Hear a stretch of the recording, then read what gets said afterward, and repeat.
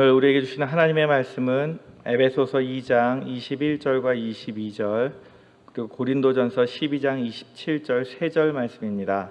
3절 말씀 같이 읽겠습니다. 그의 안에서 건물마다 서로 연결하여 주 안에서 성전이 되어가고 너희도 성령 안에서 하나님이 거하실 처소가 되기 위하여 그리스도 예수 안에서 함께 지어져 가느니라. 너희는 그리스도의 몸이요 지체의 각 부분이라. 아멘. 가수 중에 아이유라는 가수가 있습니다. 얼마 전에 이 가수가 자기 이름 때문에 광고를 찍었습니다. 첫 화면에서 아이유가 나와서 이렇게 묻습니다. 아이유를 한국말로 하면 뭘까요? 뭐인 것 같습니까? 자기 이름을 얘기하면서 이지은이요? 아니요. 그 다음에 아이, 그 앞에 있는 스태프들을 비춰주면서 유, 그래서 나와 너가 더해지면 우리입니다. 이렇게 얘기를 해요. 유명한 가수 이름을 가지고 광고를 참 잘 만들었죠. 우리나라 사람들은 우리라는 말을 굉장히 잘 사용합니다. 한국어에서 우리의 용법은 상당히 넓은데요.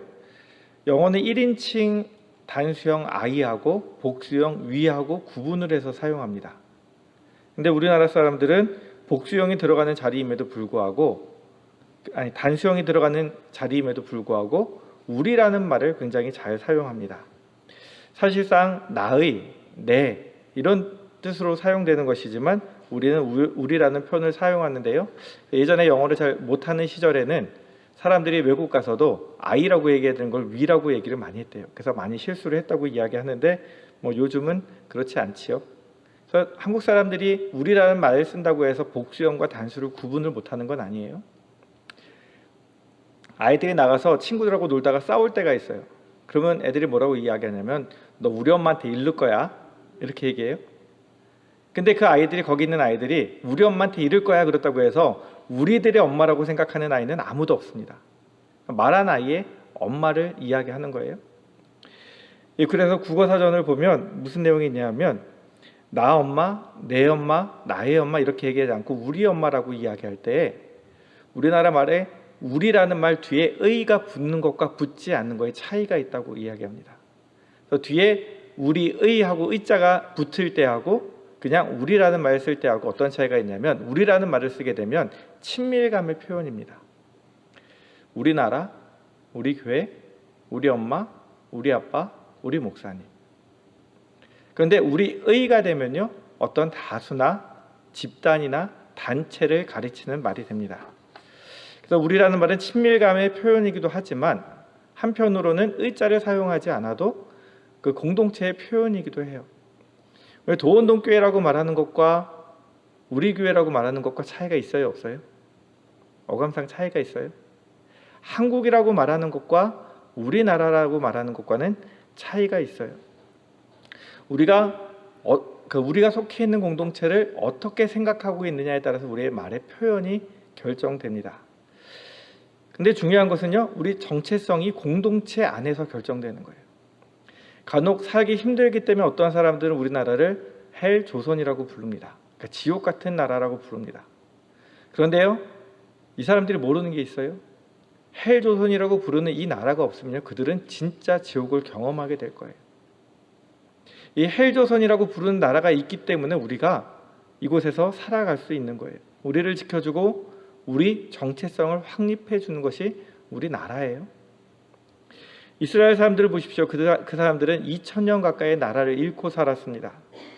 그들은 유대인으로서의 정체성, 이스라엘 민족으로서의 정체성을 지키기 위해 피나는 노력을 했습니다. 나라가 없는 민족이기 때문에요, 살고 있는 곳에서 학살을 당하기도 하고 불합리한 차별을 엄청나게 당해도 그들을 보호해 줄 수 있는 국가가 없었습니다. 그래서 그들이 1948년에 이스라엘을 다시 건국하는데요, 그 이후로 그들이 행하는 일들이 세계인들에게 많은 욕을 먹을 때가 있습니다. 그럼에도 불구하고 그들은요 결코 물러서지 않습니다.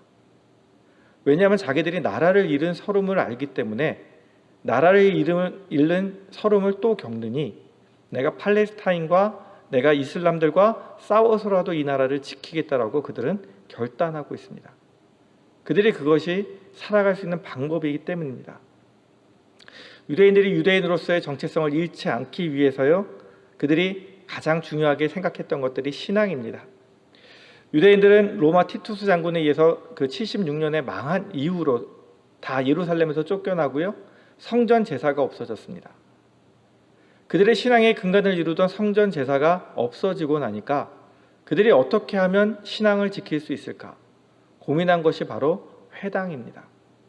그들은 회당을 통해서요, 그 남자 10명만 모일 수 있으면 회당을 짓고 그곳에서 말씀을 가르치고 예배를 드리고 신앙으로 자기들의 정체성을 분명하게 유지해 왔습니다. 학자들은 이야기하기를요, 그들이 바벨론 포로에 잡혀간 이후에 이제 더 이상 성전 제사를 드릴 수 없게 되자 바벨론에서부터 이제 회당이 시작되었다라고 이야기합니다. 그래서 예수님 당시에 예루살렘에 회당이 480개가 있었다고 얘기해요. 그들은 제사도 드리지만 회당에서 소그룹으로 모여서 하나님께 예배하고 말씀 보고 그것을 묵상하는 일에 최선을 다했습니다. 그리고 때때로 그 회당은요, 법정으로 사용되기도 했습니다. 이 회당이라는 말이요, 시나고그라는 말인데요, 이것은 신, 함께라는 말하고 어고그, 그 다음에 인도하다, 데리고 가다라는 말이 합쳐진 말입니다. 그러니까 혼자 가는 것이 아니라 회당은 누구와 함께 가는 거예요? 자녀들과 함께, 가족과 함께, 이웃과 함께 가는 곳이에요. 그래서 함께 하는 곳이라는 말입니다. 구약 성경에는요, 시편 74편 8절에 딱 한 번 나와요. 회당이라는 말이. 그러니까 그게 이제 바벨론 포로기에 쓰여졌겠죠. 회당에 가면 주간에 아이들을 이제 성경을 가르칩니다.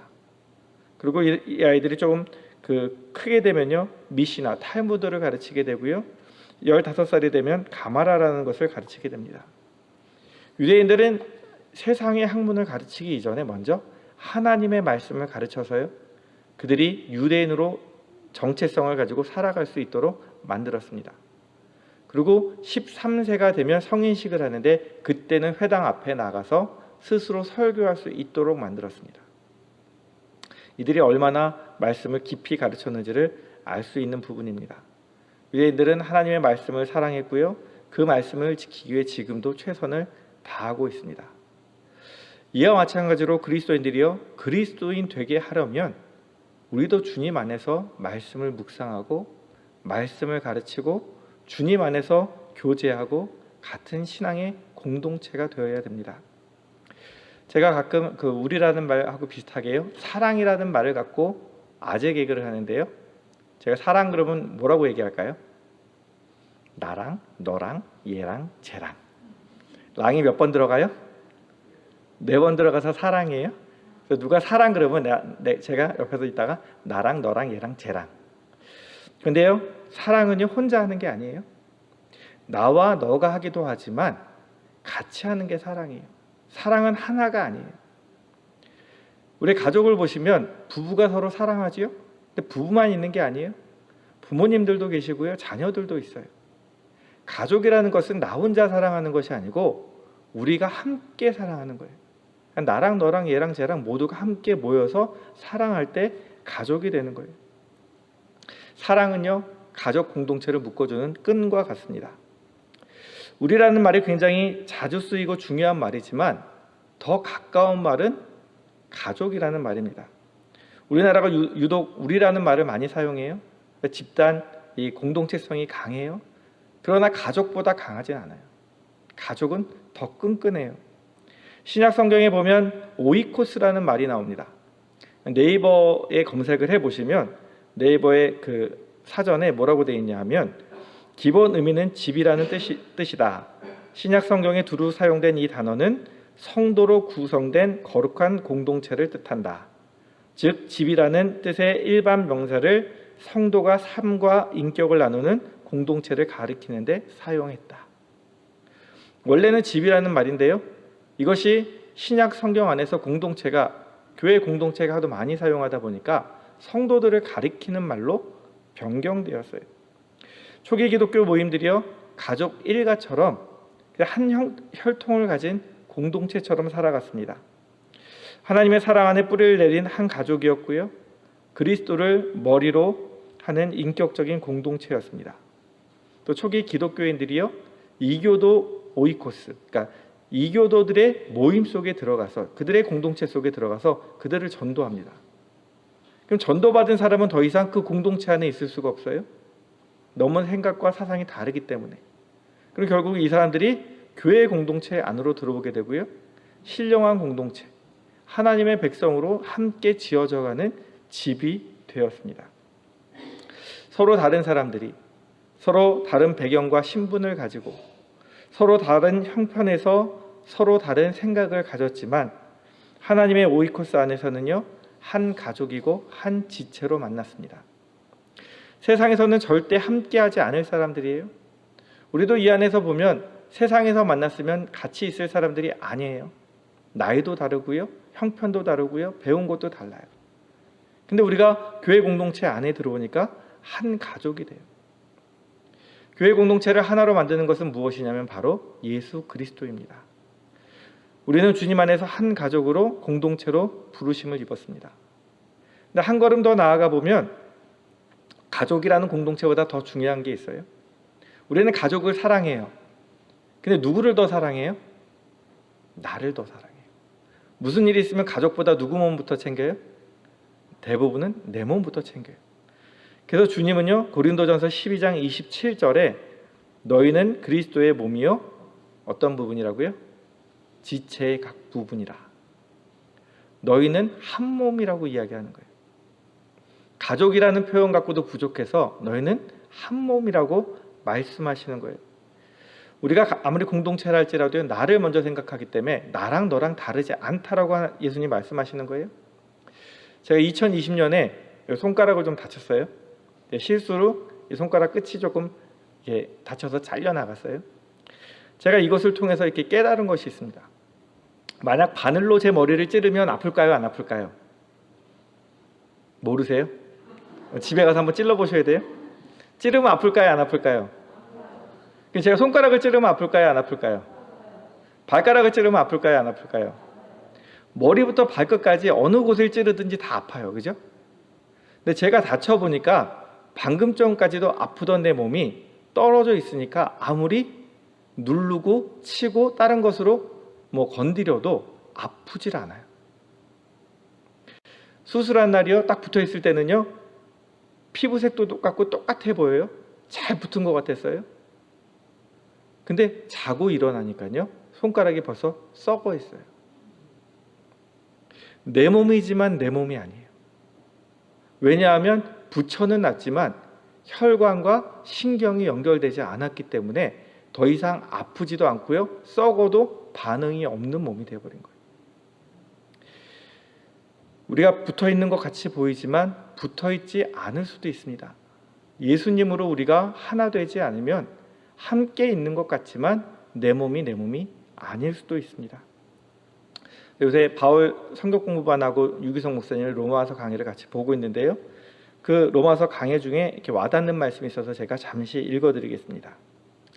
선한 목자 교회는 새 가족으로 등록하면 10주라는 비교적 긴 등록 기간을 갖습니다. 이것을 힘들어하는 분들이 있지만 다 까닭이 있습니다. 이전에 저는 교인을 백화점이나 보험회사의 고객처럼 생각했습니다. 교회가 마치 회원을 많이 모아야 하는 회사 같았습니다.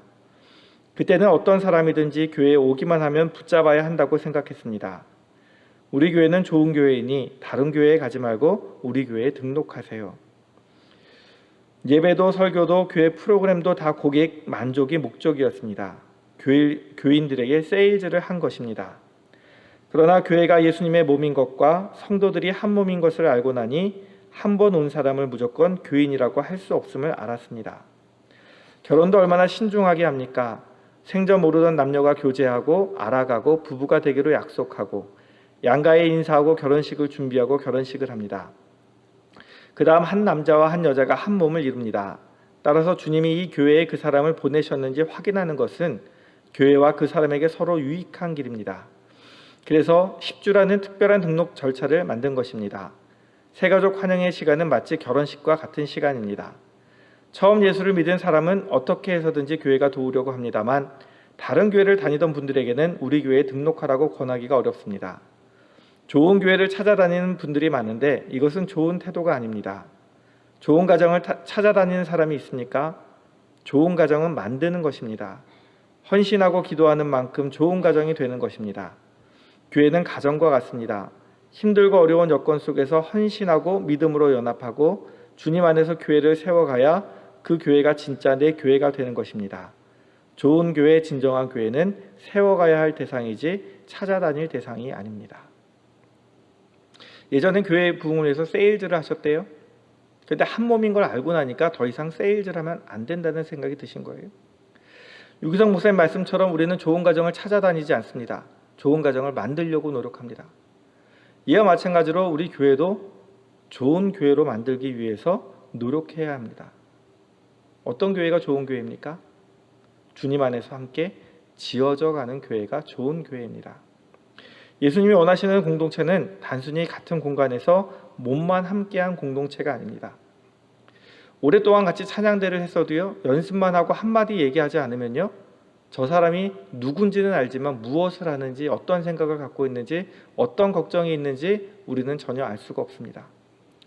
우리가 10년 넘게 같은 공간에서 같은 예배를 드리지만 예배만 드리고 돌아간다면 상대방이 누군지 알 관심도 없고요, 다른 사람도 나에 대해서 알지 못합니다.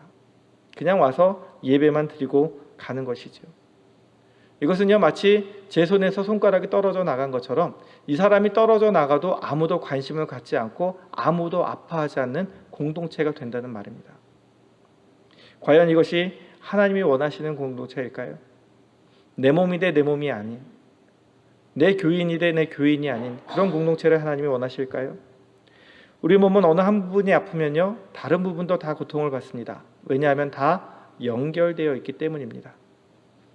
몸에 찔러도 아프지 않은 부분이 있다면 그것은 내 몸이 아니에요. 우리가 필요에 따라서 의족과 우수를 낄 수는 있습니다. 이것이 필요하긴 하지만 내 몸은 아닙니다. 마치 등록하지 않고 교제 없이 교회를 다니는 사람은요, 이 의족과 우수와 같아요. 교인 숫자를 나타내기 위해서 필요할 수는 있어요. 교회의 재정을 채우기 위해서 필요할 수 있어요. 교회의 필요를 채우는 의족과 우수는 될 수 있지만 진정한 한 몸이라고 보기는 어렵습니다. 그가 얻을 수 있는 것은요, 그냥 편안한 환경에서 좋은 말씀 내가 듣고 싶을 때 들을 수 있다는 것 말고는 그가 얻을 수 있는 건 없습니다. 이것은 마치 교회에 등록하지 않고 나와서 예배드리고 헌금하는 것과 다르지 않아요. 교회 등록하지 않고 다니시는 분하고 차이는 등록했다 안 했다의 차이예요. 그거 말고는 이분이 없어져도 우리가 아무 신경 쓰지 않는 그런 존재예요. 마치 가족을 위해 열심히 일하지만 가족과 아무 유대 관계가 없어서 가족들에게 가족 취급을 못 받는 일 중독에 빠진 아빠 같아요. 2010년 10월에 일요일 밤이라는 프로그램에서 오늘을 즐겨라라는 코너가 있었대요. 거기서 한 그 아이가 썼던 시가 소개됐습니다. 예전에 담임 목사님께서 한번 이 시를 인용하신 적이 있는데요. 아빠는 왜? 라는 글입니다. 어느 초등학교 2학년 학생이 썼는데요. 엄마가 있어서 좋다. 나를 이뻐해 주어서. 냉장고가 있어서 좋다. 나에게 먹을 것을 주어서. 강아지가 있어서 좋다. 나랑 놀아주어서. 아빠는 왜 있는지 모르겠다. 대한민국 아빠들의 슬픈 자화상입니다. 나름대로 가족을 위해 열심히 일하고 돈을 벌어왔지만 아이와 함께한 시간이 없었기 때문에 아이는 아빠가 왜 있는지 알지 못합니다. 진정한 가족으로 느껴지지 않습니다. 나름대로 교회에 열심히 나오고 열심히 예배드렸습니다. 열심히 헌금했습니다. 그런데 아무 교제 없이 바로 집에 가는 것은 이렇게 일만 하는 아빠와 다를 바가 하나도 없습니다. 같은 교회를 다니고 있지만 진정한 가족으로 느껴지지 않고요. 심하게 말하면 이런 분들은요, 더 좋은 설교가 있으면, 더 좋은 교회가 있으면, 더 좋은 프로그램이 있으면 얼마든지 교회를 옮길 수 있는 준비가 되어 있는 분과 같습니다. 주님 오늘 우리에게 이렇게 말씀하십니다. 그의 안에서, 예수 그리스도 안에서 건물마다 서로 연결하여 주 안에서 성전이 되어가고 너희도 성령 안에서 하나님이 거하실 처소가 되기 위하여 그리스도 예수 안에서 함께 지어져 가느니라. 교회의 머리 되신 주님은요, 우리가 주님 안에서 서로 연결되어서 한 건물 성전이 되기를 원하고 계세요. 성령 안에서 하나님의 처소가 되기 위해서 함께 지어져 간다. 완성된 것이 아니라 진행형입니다. 앞으로도 지어져 가야 될 것이 바로 교회입니다. 주님의 몸으로 함께 지어져 가라고 말씀하십니다. 교회를 다니는 사람과요, 교회로 지어져 가는 사람은 큰 차이가 있습니다. 멀리 이사가도 교회를 계속 나오시는 성도님들이 계십니다. 왜일까요? 그분들은 교회의 지체입니다. 여기서 끈끈한 유대와 여기서 사랑으로 연결되어 있기 때문에 교회를 떠날 수가 없습니다. 그래서 멀어도 교회 나오시는 거예요. 그러나 등록하고 설교만 듣던 분들은요, 멀리 이사가면 바로 그날로 교회를 옮깁니다. 이 교회를 다닌 것이지 이 교회의 교인이 되어서 관계를 맺은 것이 아니기 때문입니다. 교회 등록하고 다른 사람과 교제 없이 주일에만 나오는 사람은요, 등록하지 않고 나오는 사람과 큰 차이가 없습니다. 형식상 도원동교회 교인이지만 도원동교회 교인이라고 보기 어려운 것이 함께 기뻐할 사람도 없고요, 함께 슬퍼할 사람도 없고요, 누가 아픔이나 기쁜 일을 당해도 함께하지 않기 때문에 그는 이곳에서 예배드리는 사람이지 진정한 교인이 아닙니다. 교회로 지어져 간다는 것은요, 우리가 단순히 교회를 다니는 사람이 되어서는 안 된다는 말입니다. 주님 안에서 교회로 함께 지어져 가야 되는데 아까 말씀드렸듯이 진행형이에요. 완공된 것이 아니라 앞으로도 계속 지어져 가야 되는 거예요. 어떻게 지어져 가요? 주님 안에서 연결되어서, 주님 안에서 교제함으로. 코로나 이후로 우리가 회복되어야 할 것이 바로 이 교회의 정체성입니다. 그리고 교회의 공동체성입니다. 함께 교회가 되어져 간다는 것은요, 힘들고 어려운 일이 있을 때 함께 울어줄 수 있고, 기쁘고 즐거운 일이 있을 때 함께 기뻐해 줄 수 있고, 근데 이것은 함께한 시간이 없거나 함께 마음을 나누지 않았으면 절대로 불가능한 일입니다. 각 부서에서 봉사는 했지만 아무 교류가 없었다면 그 사람이 어떻게 생각하고 어떤 일을 하고 무엇이 필요한지 우리 전혀 알 수 없지만, 우리가 때때로 성경 공부로 소그룹 모임으로 또는 구역으로 모였을 때는요, 삶을 나누다 보면 서로에 대해서 알아가고요, 영향을 주게 되고요, 서로 기도해 주게 됩니다. 어찌 보면 소그룹에 속해 있어야 진짜 교인입니다. 주님이 원하시는 교회는요, 세일즈하는 교회, 돈 많다고 자랑하는 교회, 교인 많다고 자랑하는 교회가 아니라 주님 안에서 사랑하고 교제하고 함께하고 말씀을 배우고 성장해가는 교회가 주님이 원하시는 교회인 줄 믿습니다. 우리는 주 안에서 한 가족이고 한 지체입니다. 예수님께서는 천국에 가면 우리가 천사처럼 되어서 결혼도 하지 않는다고 말씀하셨어요. 이 땅에서의 가정은요, 남자와 여자가 서로 사랑으로 연합되어서 시작됩니다. 그러나 교회는요, 남녀를 넘어서 하나님의 사랑으로 우리가 모여서 시작되는 공동체입니다. 인간의 끌림을 넘어서 하나님의 사랑이 우리를 연결하는 매개체가 됩니다. 제가 예전에 이력서 쓰기 위해서 이렇게 막 준비를 하고 있는데요, 박순애 목사님이 와서 이런 얘기를 했어요. 사기에 대해서 써라. 사기가 뭐냐? 그 사기를 높여주는 교회에 대해서 쓰라고 얘기하는데, 교회는 사기를 강조해야 된다. 여기서 사기는 교인과 교인들과 목사가 서로 기다려주고 서로 기도해주고 서로 기대해주고 함께 기뻐하는, 여기도 기자가 4번 들어가죠. 그래서 사기예요. 서로 사기를 진작시켜주는 곳이 되어야 된다. 이렇게 얘기를 했어요. 그래서 제가 그걸 이력서에 그다음부터 꼭꼭 집어넣고 했는데 참 마음에 와닿는 이야기예요. 우리가 서로 다가올 수 있도록 기다려줘야 돼요. 그리고 어려운 일이 있을 때 함께 기도해줘야 돼요. 그리고 서로에게 기대함을 가지고 격려해주면서 함께 해줘야 되고요. 그 좋은 열매가 맺혀졌을 때는 함께 기뻐해주는 존재가 되어야 됩니다. 우리가 코로나로 인해서 교회 정체성이 많이 사라진 것 같습니다. 함께 예배 드리기보다는요, 편하게 집에서 예배 드리고 싶어하고, 함께 교제하기보다는 남들 모르게 조용히 교회 다니고 싶어하고, 함께 부대끼면서 봉사하기보다는 편하게 신앙생활 하려고 합니다.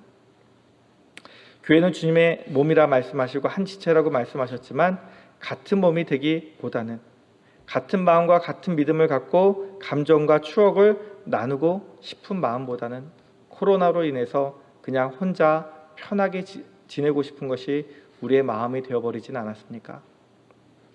많은 분들이 말씀하세요. 신앙생활을 하면서 그래도 즐거웠던 때는 힘들었지만 함께 봉사하고 함께 다니고 함께 예배드릴 때였다고. 우리가 주님 안에서 떨어져 나간 손가락이 되지 않기 원합니다. 주님 안에서요, 연합해서요, 한 몸이 되어가서 함께 예배드리고 함께 슬퍼하고 함께 기뻐하고 진정한 가족으로 진정한 그리스도의 몸으로 세워져 가는 교회가 되기 원합니다. 그리고 또 하나, 진행령이라고 아까 말씀드렸듯이 함께 지어져 간다는 것은요, 나로 끝나는 것이 아닙니다. 과거의 역사 위에 현재의 나의 발자취를 남기는 것이고요, 또한 그것을 내 후대에게 물려주는 것이 진행되어져 가는, 지어져 가는 교회입니다. 스페인에 가면 가우디 성당이라고 있대요. 가우디가 시작한 성당. 너무 스케일이 커서 200년을 목표로 200년을 건축하는 것을 건축해서 완공하는 것을 목표로 아직까지도 지어지고 있는 거예요. 1800년대에 시작된 것이 아직도 지어지고 있어요. 가우디가 시작했지만 그 뒤를 잇는 후대인들이 계속해서 짓고 있어요.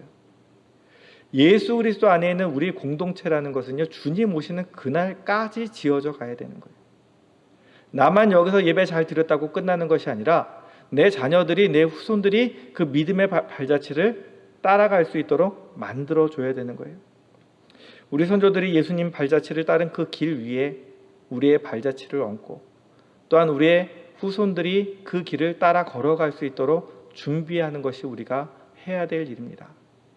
혹시라도 우리의 해이해진 마음 때문에 우리가 예배를 제대로 드리지 않아서, 또한 좋은 신앙의 본을 보이지 못해서 우리 자녀들이 그 길을 떠나간다면 하나님께서 우리에게 책망하시지 않겠습니까? 우리가 함께 지어져 가는 교회가 되기 위해서, 우리 자녀들을 위해서라도 다시 한번 열심을 내고 주님 안에서 함께 지어져 가는 공동체가 되기 원합니다. 주님 안에서 함께 걸어가고요, 주님 안에서 계속 주님이 가신 그 길을 따라 걸어가는 귀한 믿음의 유산을 남기는 저와 성도님들이 되기 원합니다. 기도하시겠습니다. 하나님 아버지, 코로나를 핑계로 저희의 신앙이 많이 게을러졌음을 고백합니다. 주님 안에서 함께 지어져 가는 교회가 되어야 하는데 우리는 함께 지어져 가는 공동체가 되기보다 내 편의를 위해 교회를 다니는 사람으로 전락하지는 않았는지 되돌아봅니다. 노원동교회와 한국교회가 다시 바로 서게 하여 주옵소서.